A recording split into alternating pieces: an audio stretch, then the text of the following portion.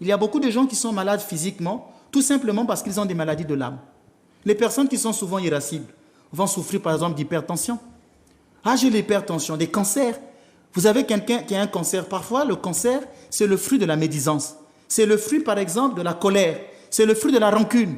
Si vous libérez votre âme de cette rancune, votre corps guérira de son cancer. Il y a toujours donc une relation ontologique entre l'âme et le corps. Souvent, les maladies corporelles sont des maladies de l'âme. C'est pourquoi lorsque le prêtre fait l'onction, il dit pour la guérison de ton âme et de ton corps. Donc, il faut que Saint Jean Climac nous fait comprendre, là, il nous fait comprendre de réaliser ces passions-là, de les voir dans notre âme pour pouvoir en guérir. Et il va mettre les vertus opposées pour pouvoir guérir de cela. À l'orgueil, il faut l'humilité. À la colère, il faut de la douceur.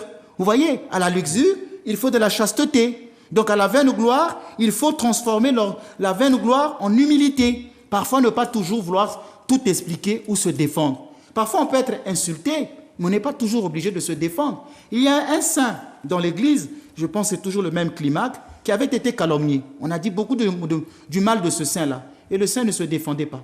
Il a gardé le silence. Il est resté pendant de longues années dans le silence. Et les gens ont dit, vous voyez, son silence est coupable, alors qu'il n'avait pas fait ce péché. Même saint Nectaire d'Égine avait été beaucoup calomnié. Vous voyez?